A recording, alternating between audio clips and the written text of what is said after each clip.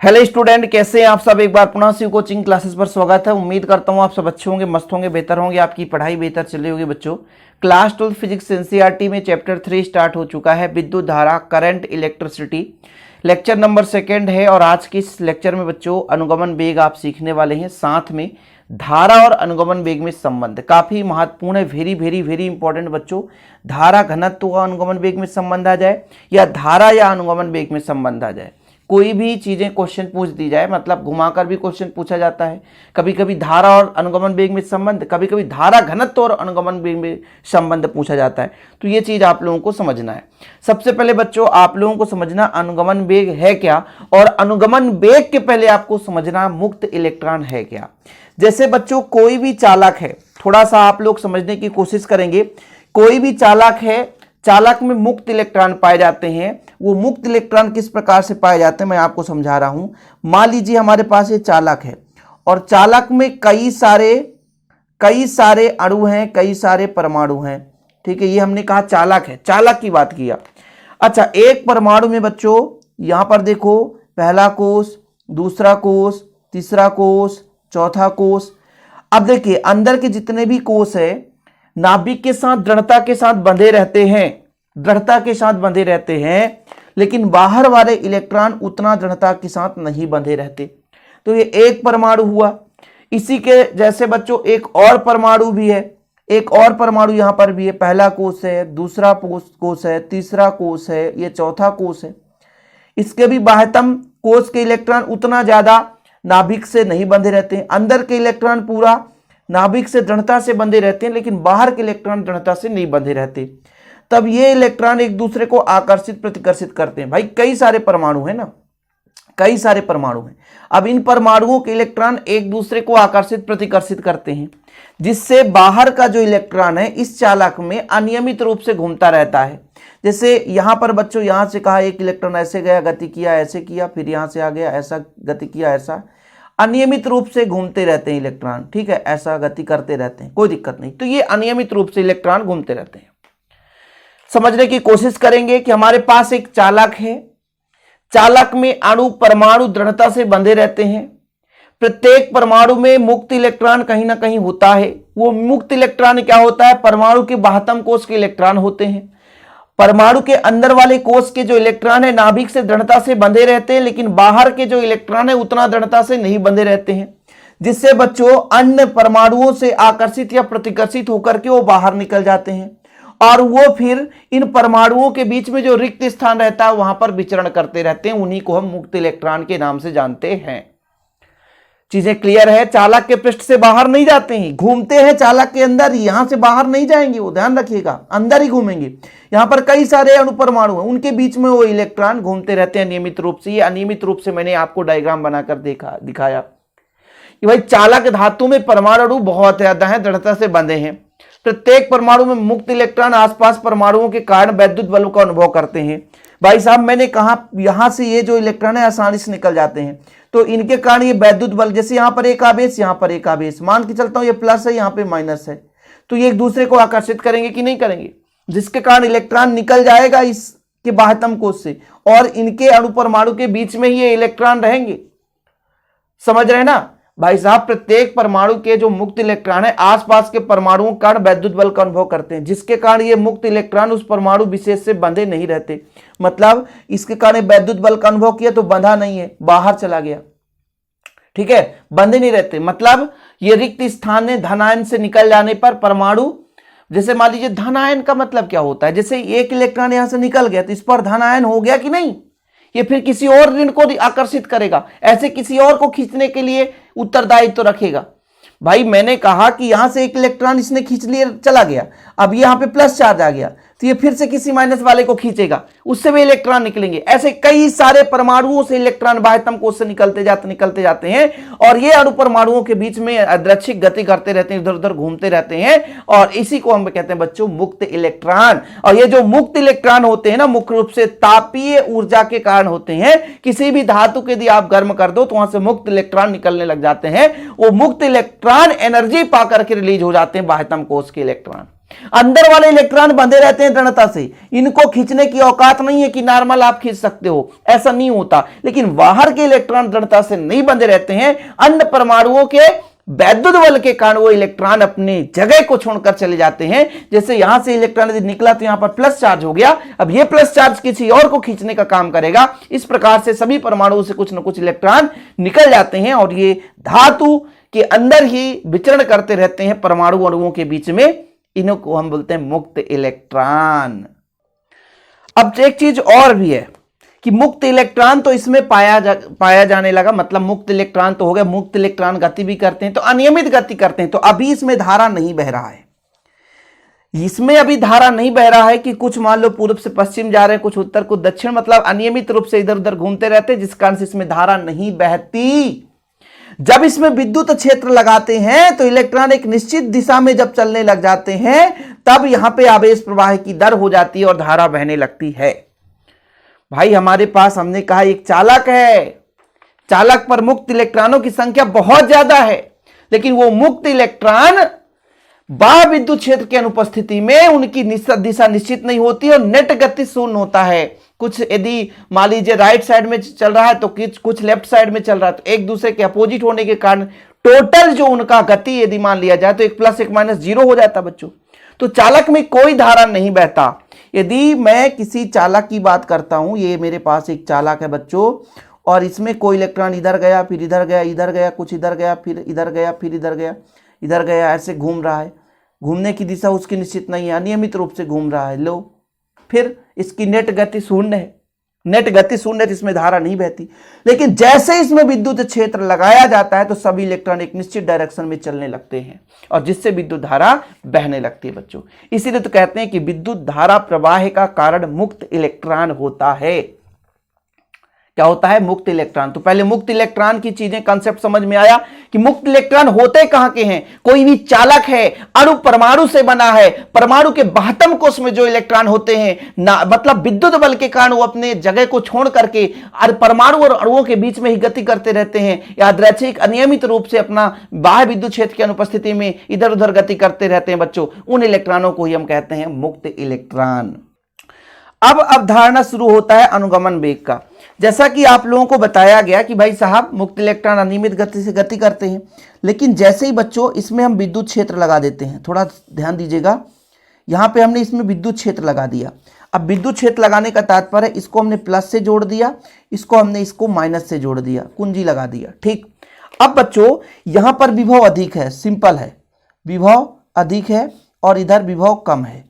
तो आप लोगों को पता है कि प्लस चार्ज अधिक विभव से कम विभव की ओर चलना शुरू कर देता है, तो इलेक्ट्रॉन की दिशा ऐसी हो जाती है और एक नियत वेग से इधर गति करने लगते हैं। इनके एक निश्चित औसत वेग को ही हम अनुगमन वेग कहते हैं। कि अनुगमन वेग एक वह नियत वेग होता है जिससे मुक्त इलेक्ट्रॉन बाह्य विद्युत क्षेत्र के प्रभाव से एक निश्चित चाल से उस चालक पर प्रवाहित होते हैं। कुल मिलाकर के जैसे ही हमने इस पर बाह्य विद्युत क्षेत्र लगाया तो इलेक्ट्रॉनों के एक औसत वेग को ही हम अनुगमन वेग कह देते हैं। ठीक है बच्चों, पहली बात हमने बताया कि यदि चालक है, स्वतंत्र चालक है, मुक्त इलेक्ट्रॉन है, अनियमित गति करते हैं, इधर उधर गति करने के कारण उनका नेट गति शून्य होता है, धारा नहीं बहता। लेकिन जैसे ही बच्चों, जैसे ही हम इसको विद्युत क्षेत्र में लगाते हैं तो इधर मान लो प्लस चार्ज यहाँ पे जुड़ा हुआ है तो विभव अधिक है, विभव अधिक है, इधर विभव कम है, तो आवेश का बहना अधिक से कम की ओर, तो इलेक्ट्रॉन उसके विपरीत दिशा में बहती है। धारा इधर बह रही है तो इलेक्ट्रॉन इधर बहेगी, इलेक्ट्रॉन इधर बहेगी, धारा इधर बह रही है। अब इलेक्ट्रॉन बहेगी, लेकिन बच्चों इलेक्ट्रॉन जब धनावेश इधर जाएगा तो ऋणावेश इधर जाएगा, ये सबको पता है, मतलब इलेक्ट्रॉन इधर जाएगा। ये धन से टकराता भी है लेकिन बाह्य विद्युत क्षेत्र के कारण एक निश्चित वेग से चलने लगता है। बार बार टकराएंगे ऐसा नहीं है, ये जो आपका मुक्त इलेक्ट्रॉन है बच्चों बार बार टकराएंगे लेकिन निश्चित वेग से आगे चलते रहते हैं। इसी वेग को हम अनुगमन वेग कह देते हैं।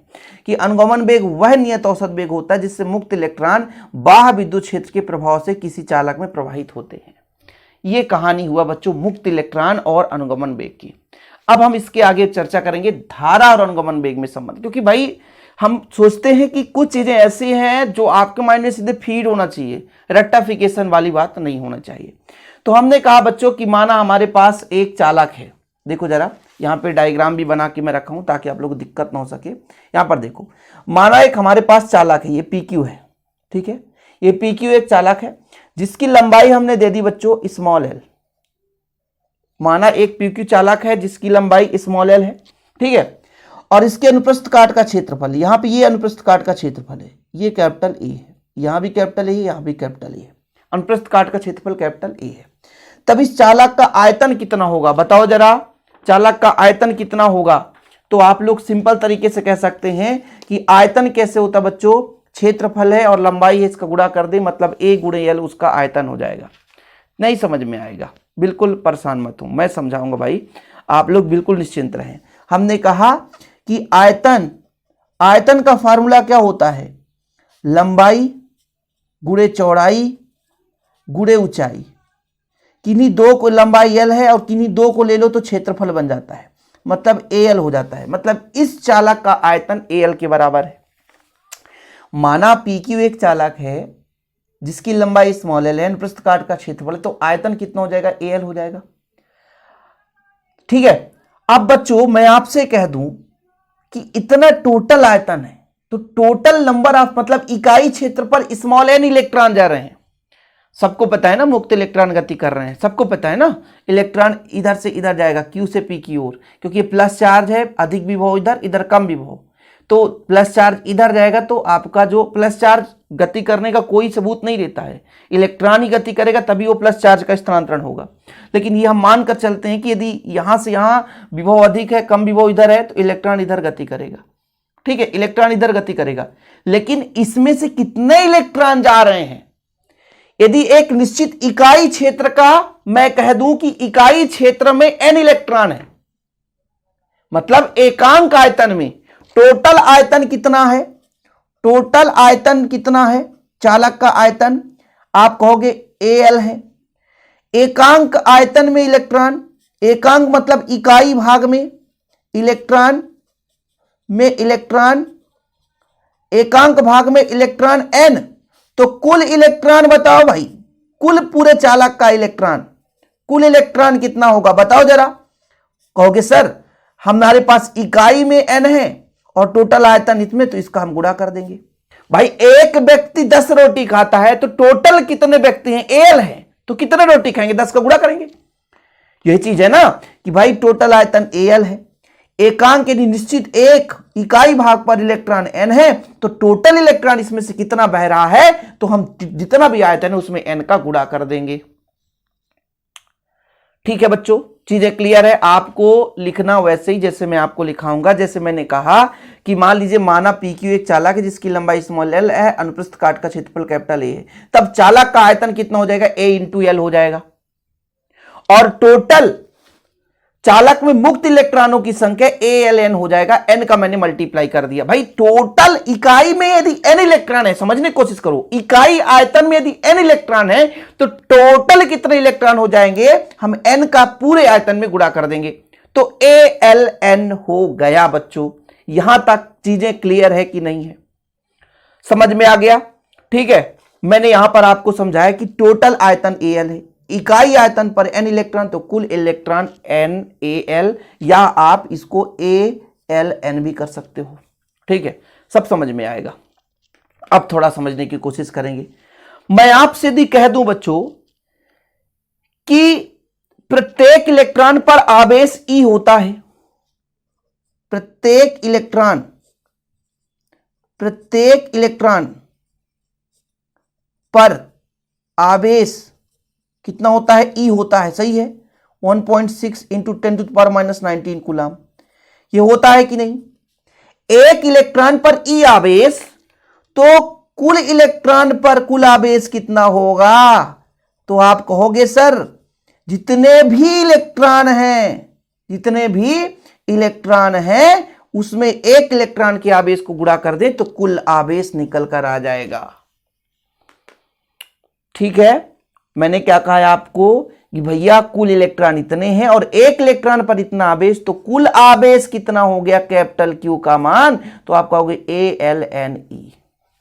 ठीक है, कोई दिक्कत तो नहीं? तो यदि प्रत्येक इलेक्ट्रॉन पर आवेश E हो तो चालक PQ पर कुल आवेश Q बराबर ALNE, समीकरण 2 हो गया। स्टेप बाय स्टेप समझा रहा हूं, कोई दिक्कत तो नहीं है? चीजें क्लियर है बच्चों? अब थोड़ा यहां पर आप समझिएगा, मैंने कहा था अनुगमन वेग, इलेक्ट्रॉन का नियत औसत वेग ही आपका अनुगमन वेग है अर्थात वेग है। अब मैं एक आपसे फार्मूला पूछूं यहां पे कि वेग बराबर क्या होता है, दूरी बटे समय, सही है। तो आपसे कह दूं समय बराबर कितना हो जाएगा, तो आप कहोगे दूरी बटा वेग। समय यदि t है और दूरी यहां से यहां तक देखो कितना तय कर रहा है, चालक की लंबाई l दूरी और अनुगमन वेग vd। तो मैं यदि आपसे कह दूं कि इलेक्ट्रॉन यदि चालक के एक सिरे से दूसरे सिरे तक जा रहा है तो उसे टाइम कितना लग रहा है, तो L/Vd के बराबर टाइम लग रहा है। यानी इलेक्ट्रॉन को चालक मतलब इलेक्ट्रॉन को चालक को पार करने में जो समय लगता है वो T बराबर L/Vd हो गया। नहीं समझ पा रहे हो, समझो भाई। मैंने कहा यहां से इलेक्ट्रॉन Q से P की ओर जा रहा है, इसका अनुगमन वेग Vd है, तो कितना समय लगता है, मतलब आवेश को यदि मैं कह दूं आवेश Q से P की ओर जा रहा है, तो भाई साहब उसे प्रवाह होने में मुक्त इलेक्ट्रॉन की बात कर रहा हूं, तो आवेश को चालक को पार करने में कितना समय लगता है। यदि कोई आवेश इधर से इधर जाए चाहे इधर से इधर जाए, दूरी समान होगी, तो आवेश को पार करने में लगा जो समय बच्चों वो T बराबर हो जाएगा L/Vd हो जाएगा। ठीक है, कोई दिक्कत तो नहीं है, यहां तक क्लियर है, चीजें समझ में आ रही भाई। आप लोगों को समझ में आना चाहिए तभी मजा आएगा, अन्यथा कुछ भी समझ में नहीं आएगा। अब आपसे कह दूं कि विद्युत धारा बराबर कितना होता है, I बराबर समय के साथ कितना आवेश बह रहा है, समय के साथ कितना आवेश बह रहा है। तो भाई साहब I बराबर आपका हो गया, Q का मान कितना है ALNE और T का मान कितना है L/Vd।